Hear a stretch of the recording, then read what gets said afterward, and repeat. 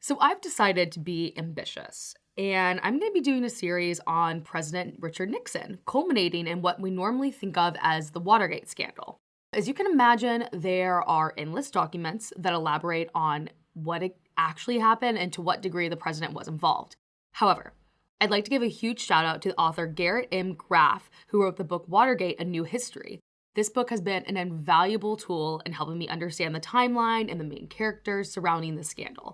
So just wanted to start off by giving some credit where credit is due. But today's episode is going to expand a little bit on Nixon before he became president and then the lead up to the famous Watergate break-in. But have no fear, the lead up to this pivotal scandal in United States politics is not short on action, and I am very excited to share everything that I have learned in researching this case.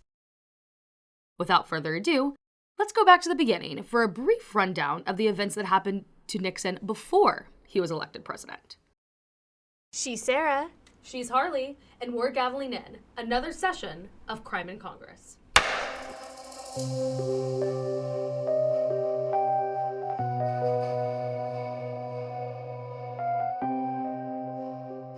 Richard Milhouse Nixon was born January 9th, 1913 to Francis and Hannah Nixon in Yorba Linda, California.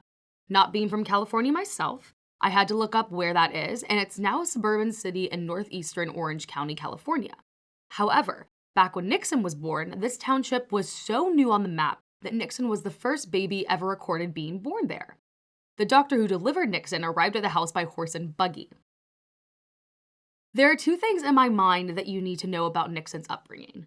Number one, his family was poor, and number two, they were Quakers. So this meant abstinence from alcohol, dancing, and swearing, and it also meant that Nixon had to balance keeping his parents' grocery afloat while going to school.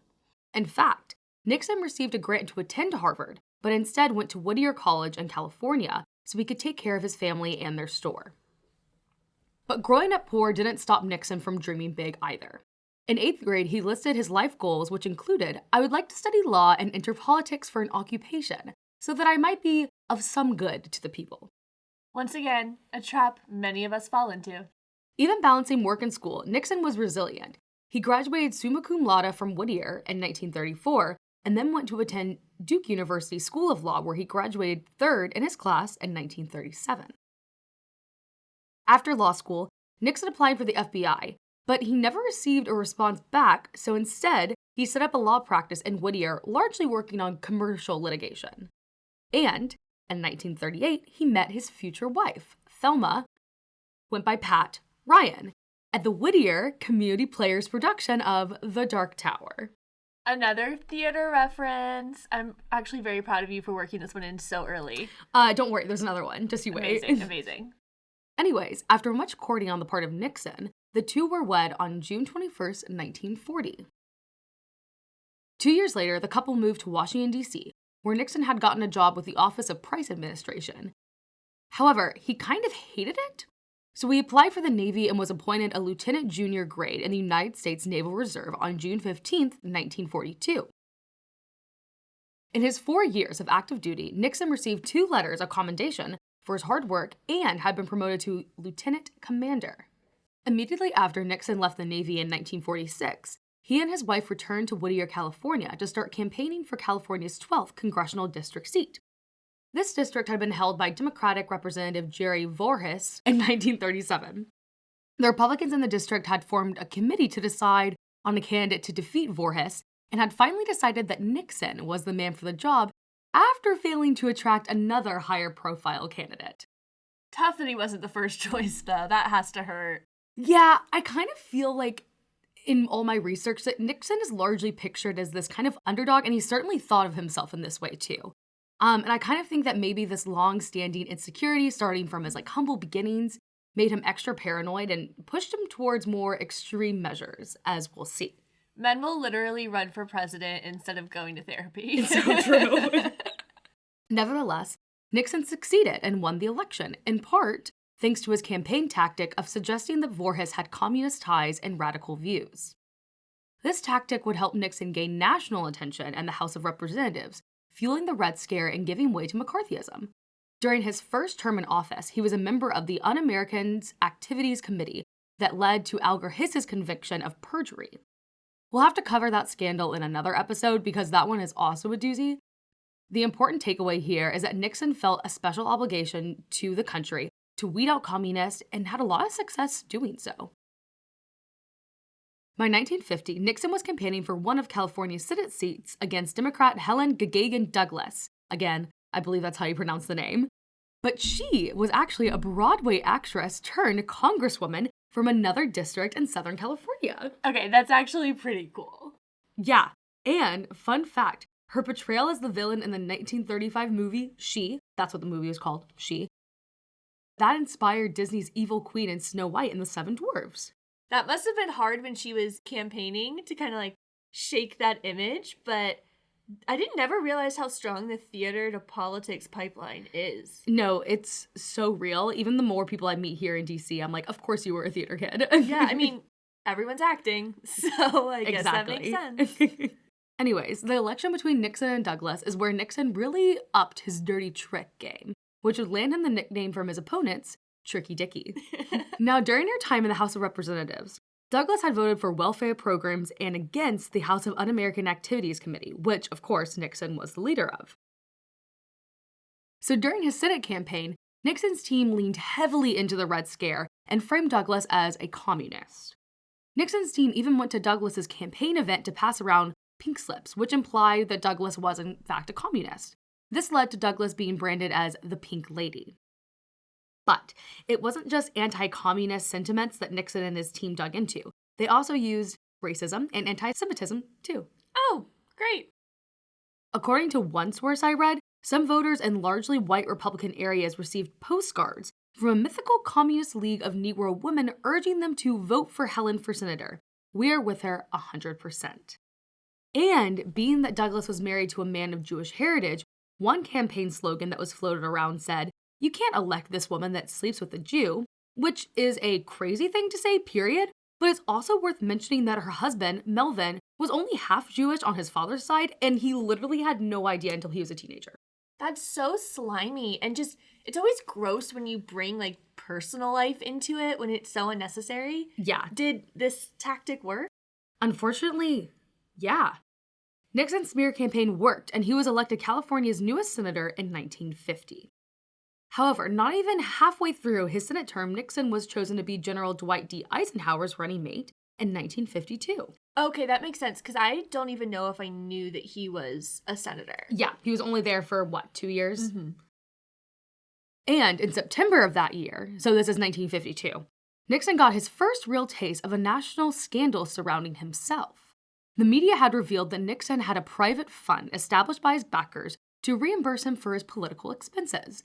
The fund was not illegal, but it looked bad. Basically, it looked like Nixon had taken $18,000 from a group of his supporters. In light of this accusation, Eisenhower was getting pressured to kick Nixon off the ticket.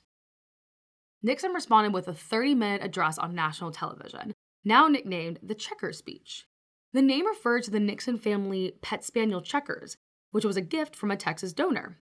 Other than that, Nixon maintained that not 1 cent of the fund went to his personal use, and that he and his family were of modest means. He said in his speech, quote unquote, "I should say this, that Pat doesn't have a mink coat, but she does have a respectable Republican cloth coat, and I always tell her that she looks good in anything." Yeah, nothing like a respectable cloth coat. Also, what is a Republican cloth coat? Right, I don't know. We had to add that Republican adjective in there, and I don't think that it adds up. Makes sense? Not sure. This also feels like protesting a little bit too much. Mm-hmm. It's like, I don't have a Lamborghini. Okay, no one else does either. Right. Like, let's be real. But the speech was incredibly effective, nevertheless, and Nixon received an outpouring of support, which kept Nixon on the Eisenhower ticket. I'm gonna breeze past Nixon's time as VP because this is not a biography of Nixon's life. But I'll say this, Nixon was Eisenhower's VP for the latter's 2 terms in office, and Nixon is considered to be a pretty effective VP according to critics, especially when Eisenhower was out of office with health scares. But moving on. We are now to 1960, when Nixon launched his first campaign for President of the United States against Democratic opponent John F. Kennedy. We all know how this ends. But I want to draw attention to the iconic televised presidential debates that made their debut during this campaign. Most of us have heard the story, but folks who watched the debate on TV thought that Kennedy won, and folks who listened to the debate via radio thought that Nixon had won. This was because, on TV, Nixon appeared pale and sweaty and tired while Kennedy looked like $1,000,000. This, of course, was because Kennedy was wearing the right makeup and the right colored suit, while Nixon opted for a more natural look and a gray suit which blended into the background. This is actually one of the first things I learned in when I was studying comms and media. And whenever I'm talking to especially men who are uncomfortable with makeup on camera, I think about this because I'm like, you can either wear some makeup or you can be like Nixon. And no one wants to be like Nixon. No one, yeah, that's a quick turnaround. Yeah, but I mean, small details, they really matter. They do. Even though it was a close campaign until the very end, Nixon lost to JFK, a truly devastating loss for him and his team. And in 1962, Nixon's political dreams would be delivered another blow when he lost the 1962 gubernatorial race in California. Nixon had hoped that winning this office would keep him a major player in national politics and a repeat presidential candidate in the following cycle.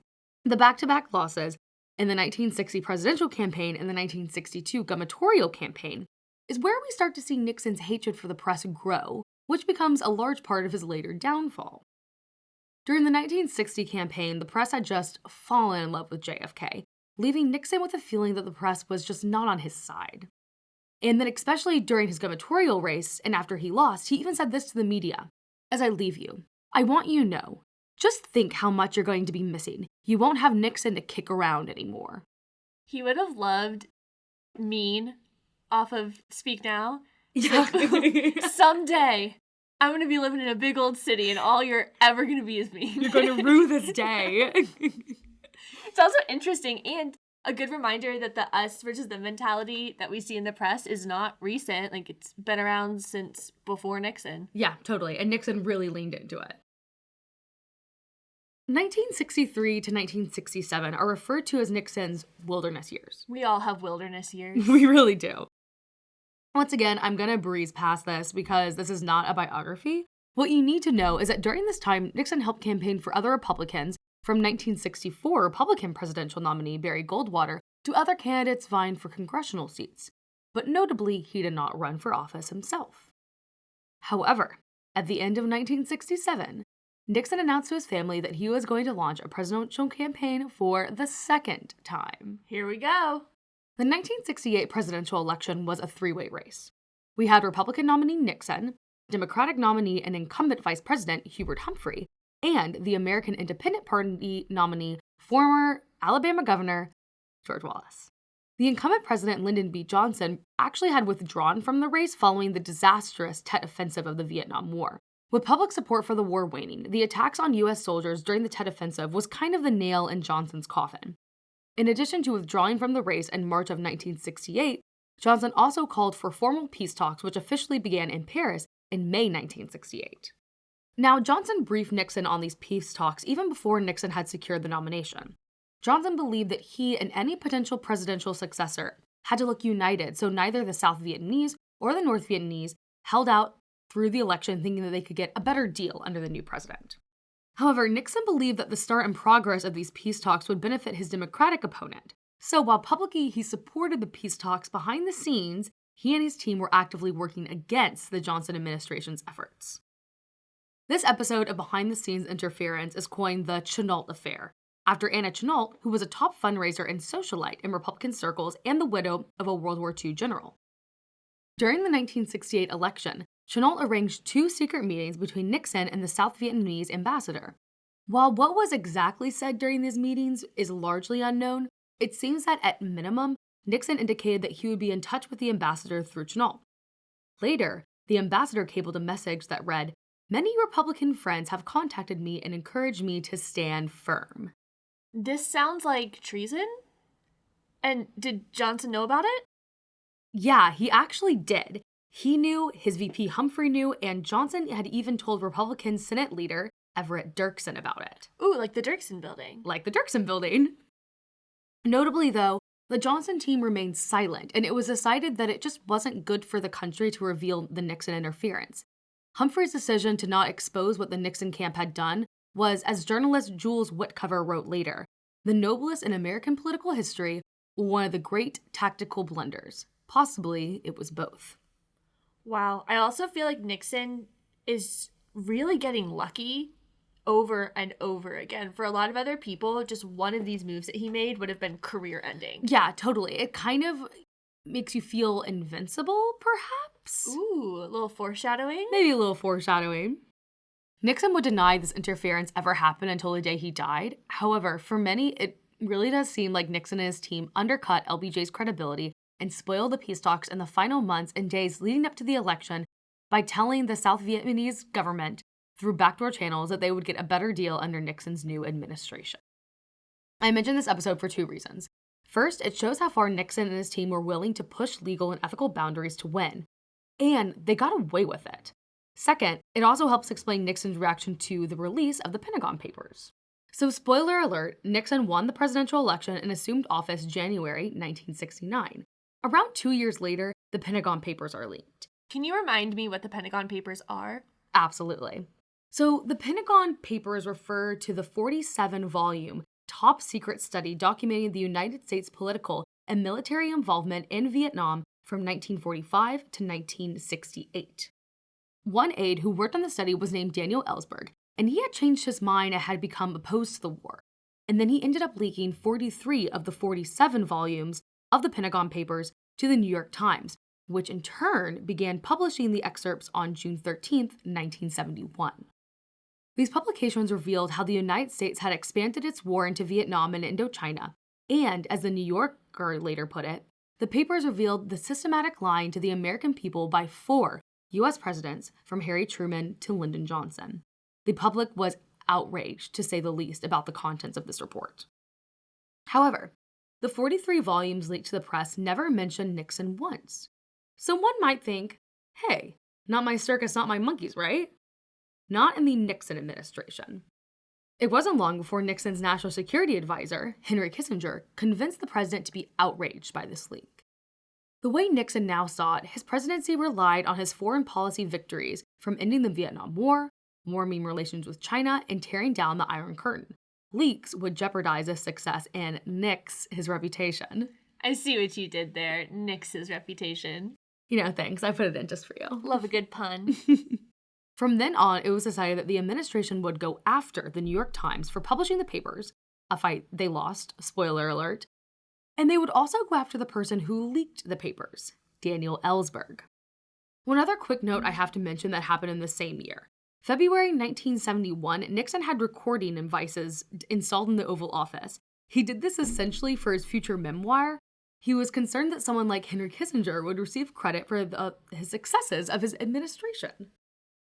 From February 16, 1971 to July 12, 1973, the recording system taped 3,432 hours of conversations.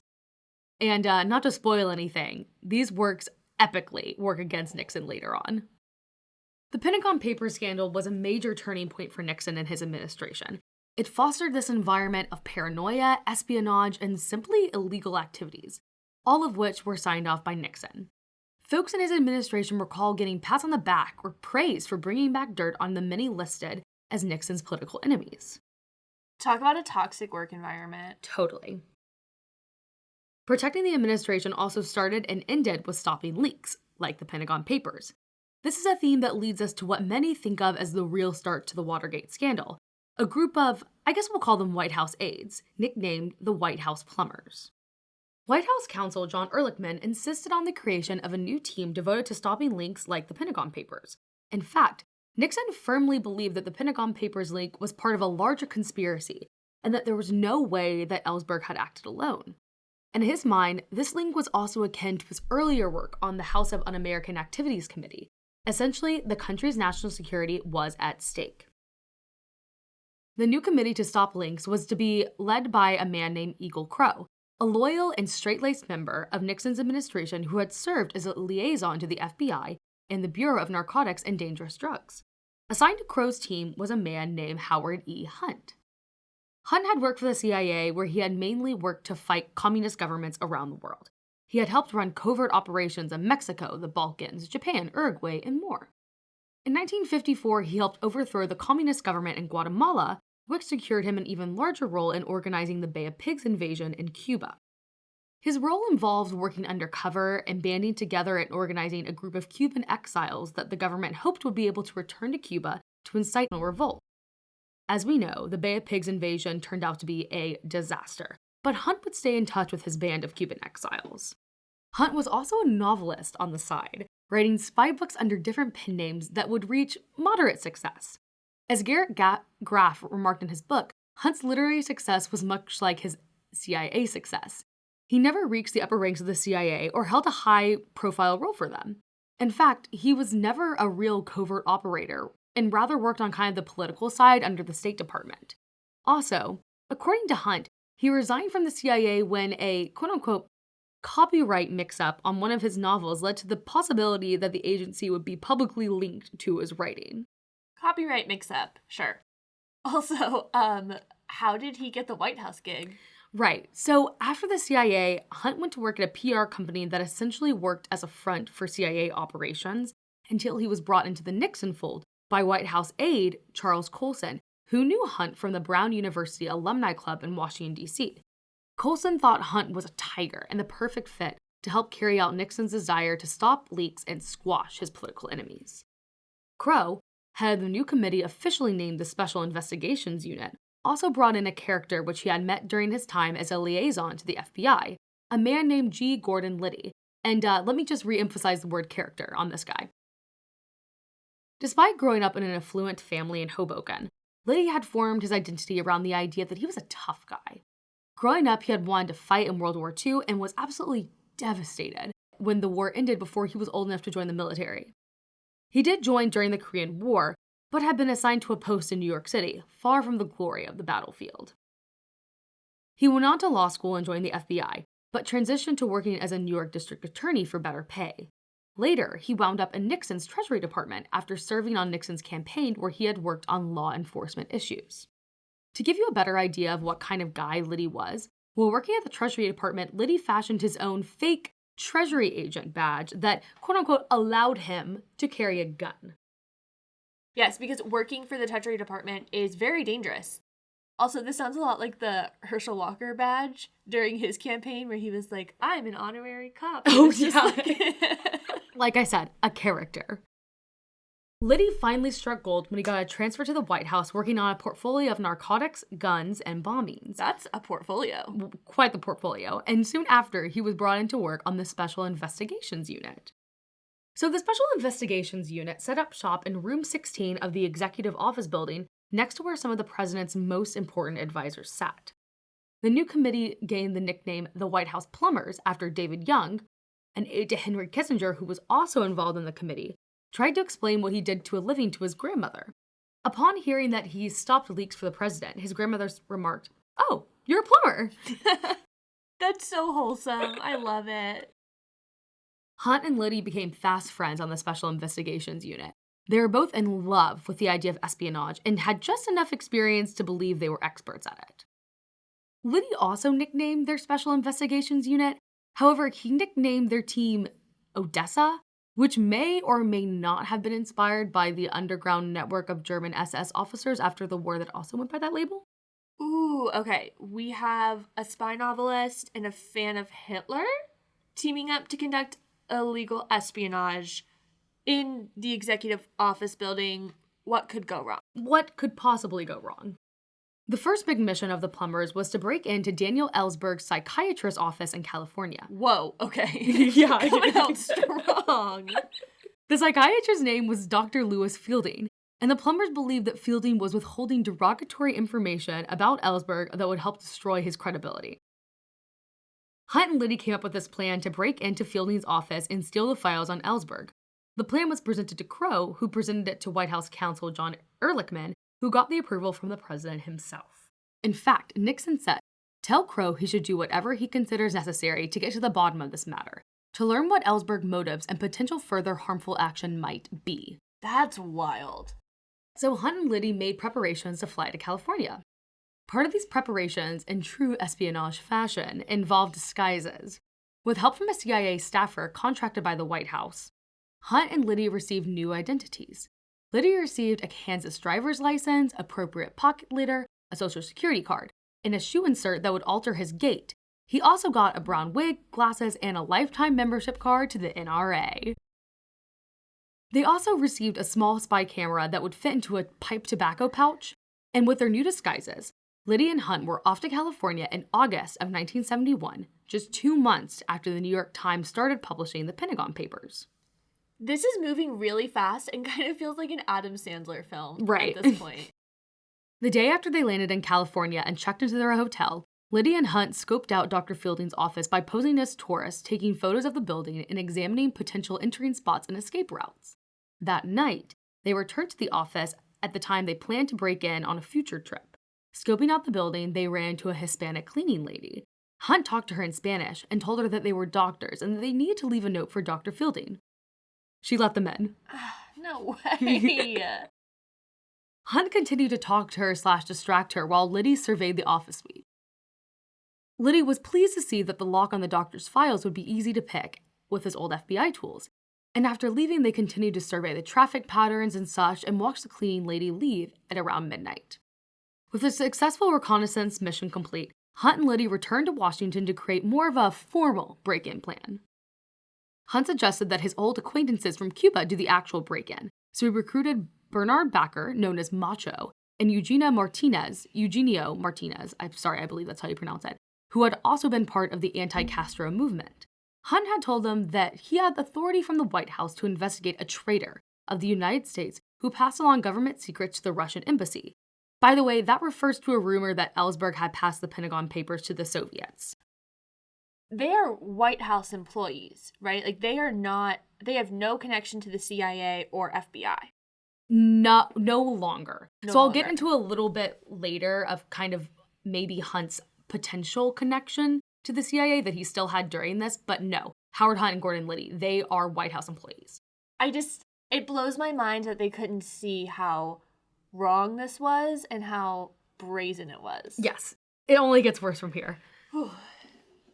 Both Barker and Martinez agreed to help out. Martinez even recalled later saying it felt like an honor after working with the CIA all those years prior. Barker and Martinez also pulled in another Bay of Pigs operative, Felipe de Diego. Notably, the three had never worked on a break-in together. On Wednesday, September 1st, 1971, Crow gave Hunt and Liddy $5,000 rounded up by White House aide Charles Colson. Fun fact, Colson got this money from an advertising firm that had done work for the White House, and that firm was eventually paid back with that money from campaign funds. This is so wrong. Yeah, it's ethically and legally just so messed up. Yikes, yikes, yikes. Anyways, with their plan approved and money in their pockets, Hunt and Liddy set back out to California while the Cuban operatives, Barker, Martinez, and Diego, set off from Miami to California. In Beverly Hills, Hunt and Liddy bought a bunch of supplies, including nylon rope and black plastic to cover up the windows in Dr. Fielding's office. That evening, on Friday, September 3rd, 1971, the three Cuban operatives disguised themselves as delivery men and arrived at Dr. Fielding's office. With them was a suitcase addressed to the doctor which contained their tools for the break-in, including photographic equipment, a spotlight, a camera, film, and some other items. The cleaning lady, bless her heart, let them into the doctor's office again. Then they went back to the car to wait for the cleaning lady to leave for the night. Once she left, the Cuban operatives went back to re-enter the building about 1 a.m., with Liddy standing outside at watch. However, the plan went awry quickly. They found that the cleaning woman had locked the doors behind her, so instead they used masking tape and a glass cutter to break a window on the ground floor concealed by shrubs. They then forced entry to the door of Dr. Fielding's office on the second floor. Their assignment had been to find and take pictures of the doctor's file on Ellsberg, but they couldn't find the file and left the doctor's filing cabinets visibly damaged. To cover up this damage, the operatives decided to ransack the place by making it look like junkies had broken into the office looking for drugs. But worst of all, again, they did not find the file on Ellsberg. This was just a disaster then. And despite this, what most people think, as an utter failure of a mission, Hunt had champagne at the ready when everyone met back at the hotel. The burglars had seemingly got away with it, but it was a fruitless and messy endeavor. Later, Liddy theorized that Hunt and his Cuban operatives may have tricked him into thinking they found nothing when really they had found the file on Ellsberg and just planned to take it back to the CIA instead. You see, Dr. Fielding later confirmed that the file was in fact in his office that night, and Felipe de Diego, again one of the Cuban operatives, he even said later that they did find the file and take pictures of it. Dr. Fielding also said that the file looked as if it had been looked through the next morning.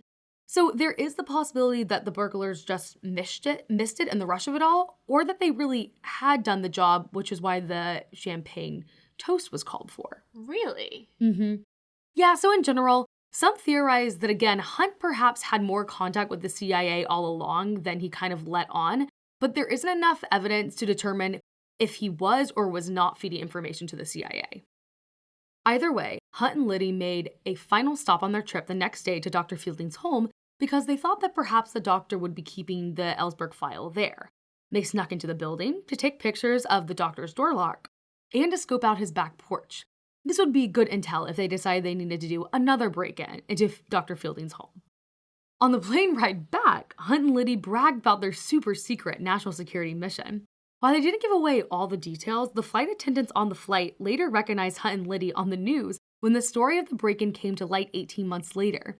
Those flight attendants then reported their encounter to the FBI. So, buffoon behavior. Back home in DC, the reaction to this botched mission was pretty tame.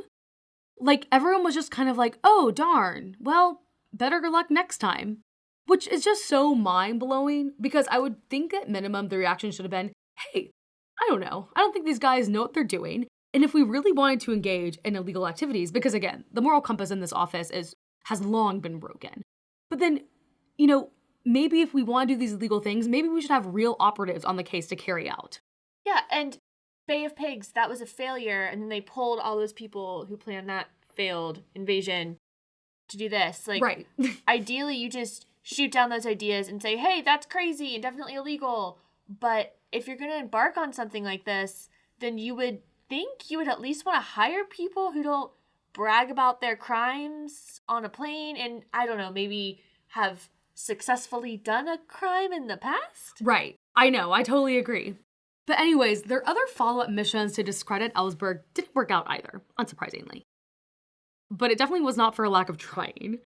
While the idea to break into Dr. Fielding's house was eventually given the axe, there was another plan to spike Ellsberg food with LSD at a gala so that he would act crazy and seemingly discredit himself. The plan was approved by the White House, just not in time to get it actually done. One of the plumber's other side projects also involved planning a break-in at the Brookings Institute, where it was rumored there was kept another secret report, kind of akin to the Pentagon Papers. This report was supposedly on Johnson's bombing halt in the peace talks. This report, although there's no real sign it ever existed, was feared to have contained Nixon and his team's actions during the Chenault affair, which was another potential leak that Nixon needed fixed. The original plan was essentially crafted by Jack Caulfield, a former New York City police detective and security operative for Nixon, and Charles Colson, special counsel to the president. Their plan had been for operatives to set fire at the Brookings Institute and then pose as firemen so they were able to break into the safe and retrieve the report. That plan had been ultimately shut down. However, Colson revived the plan and had Hunt and Liddy work on a new one. However, instead of making a new, more covert plan, Hunt and Liddy decided the problem was that the original plan just didn't go far enough. Their plan involved buying a used fire engine, putting all the proper DC logos on it, and then training Hunt's Cuban operatives on the basics of firefighting.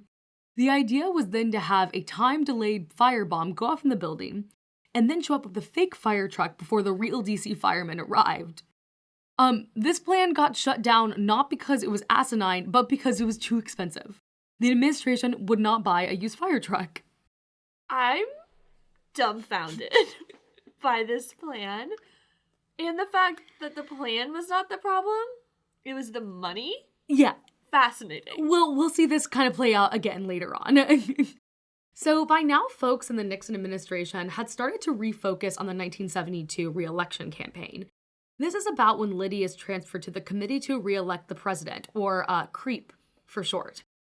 By the way, those working at Creep did prefer the acronym CRP, but I think Creep is a lot better and much more telling in retrospect.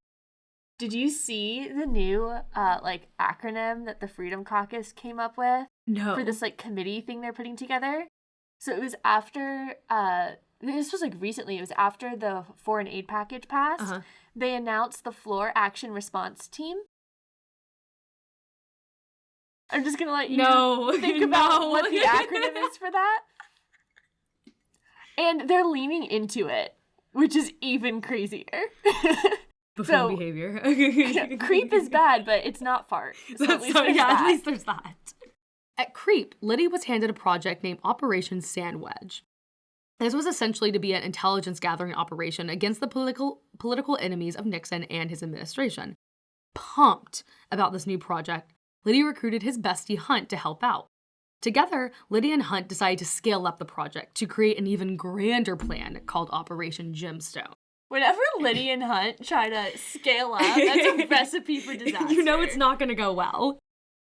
So the proposed budget for Operation Gemstone was originally $1 million and had sub-plans under different gem and rock names. So for example, Operation Crystal involved outfitting a luxury houseboat with spy equipment. Then, for Operation Sapphire, hired prostitutes would seduce high-profile attendees of the Democratic National Convention in Miami and bring those attendees to the houseboat. Operation Diamond went so far as to propose the kidnapping of leftist leaders who could potentially disrupt the Republican National Convention. This plan was dubbed by Liddy as the Nacht and Nebel, or Night and Fog plot. This is a homage, of course, to Hitler's plan to get rid of resistance leaders. I think I hate this guy. Right. Who does that? On January 17th, 1972, Liddy and Hunt presented Operation Gemstone with a series of charts printed by the CIA to Nixon's Attorney General John Mitchell, White House counsel John Dean, and Creep's Deputy Director Jeb Stuart Magruder. Upon hearing the full operation, A.G. Mitchell said, $1 million is a hell of a lot of money, much more than I had in mind. I'd like you to go back and come up with something more realistic. Mitchell also told Liddy to burn the charts, personally. So once again, the problem is the money and not, the plot to maybe kidnap someone, the illegal, unethical activity, the fake fire truck, right. None of that, the money. No one is shooting down these ideas outright. A little less than a month later, Liddy presented the scaled-back version of Operation Gemstone, which had cut the expensive elements like the houseboat. One of the lawyers in the room spoke up after the presentation, saying that it was in bad form to discuss these items in the Attorney General's office because, I didn't mention, these meetings were held in the AG's office. I'm speechless. White House counsel John Dean later recalled being shocked that AG John Mitchell seemed to accept the scaled-down plan in some matter. Again, he didn't shoot it down. But the meeting ended overall without a yay or a nay, and AG John Mitchell said that he would think on it. On March 29, 1971, Magruder would fly to Key Biscayne, Florida, to Nixon's friend's B.B. Reboza's estate where John Mitchell was staying. Operation Gemstone finally came up. You see, the project had kind of been put on the back burner due to some other goings-ons, and then the soured relationship between Magruder and Liddy. You see, Magruder had kind of been weirded out by Liddy, but he also felt that Liddy wasn't doing his main job as campaign counsel. So when Magruder confronted Liddy about this in the elevator one day, Liddy said, "Jeb, if you do not take your arm off my shoulder, I'm going to tear it off and beat you to death with it." Yeah, unwanted physical touch in an elevator, not ideal. I don't think I would like someone who said that to me either, so makes sense. Right, don't touch me in the elevator, but also don't tell someone that you're going to rip off their arm and beat them to death with it? Question mark? Yeah, especially not in a small confined space where you could be alone. Right. Despite this, Operation Gemstone was on the docket to discuss at the Reboza estate. Present for this conversation was Magruder, Mitchell, and then Fred LaRue, another campaign staffer. Each of those men would later give different accounts on what happened. LaRue said that John Mitchell was non-committal, saying, "This is not something we need to decide right now." Mitchell said that he outright rejected Operation Gemstone, but Magruder insisted that Mitchell gave him the green light on the project, saying, "It was agreed that Liddy should go ahead with the wiretapping of Larry O'Brien's office at the Watergate." Whatever was actually said that night remains a mystery, but someone gave the okay for Operation Gemstone after their conversation. We know this because Gordon Creighton Strahan, an aide to Nixon's chief of staff H.R. Hadelman, sent a note to Hadelman in the next few days saying, essentially that Creep now had an intelligence gathering budget. The budget was set at $250,000. So we don't really know who gave the okay? I guess, like, no one wanted to take responsibility for it? Exactly. Many believe that Magruder himself gave the final okay after Mitchell put off making a decision on the plan once again in Florida. Magruder supposedly was tired of Liddy's pestering and was getting pressure from the White House to do some aggressive intelligence gathering on the campaign side. Also interestingly, Mitchell's wife Martha was eavesdropping on this conversation, a problem that would also come up later. But she telephoned a friend later saying, there was no question if they were doing dirty tricks, only the amount of money that was to be spent. That's the thing. I mean, it doesn't really matter who gave the final okay because everyone knew what was happening and no one said no. Yeah, no matter what was said or who said it, it seems most likely that neither Mitchell nor anyone else just shut the operation down completely. I really want to know what they actually thought of it, though. Like, someone had to have said, these guys are clowns, and just wanted to keep their So job. I did, read part of, an excerpt saying that, the conversation also, I think it was also, Martha being yeah, it was more so, are these the right guys to handle this? Mm. There weren't. With the budget set, Liddy could finally start putting Operation Gemstone into motion. While ramping up his plans to break into the DNC in Miami and the campaign headquarters of the Democratic U.S. Senator George McGovern, who was running against Nixon, Magruder finally told Liddy that it was decided, supposedly during that meeting in Florida, that Liddy was actually to break in and bug the office of Democratic National Committee Chair Lawrence O'Brien at the Watergate complex. Just a little over 2 months later, on Saturday, June 17, 1972, police would arrest 5 burglars for breaking into the Democratic National headquarters at the Watergate complex in Washington, D.C. And that is where I'm going to stop for part 1 of the Watergate scandal. I had a feeling you were going to do that to us.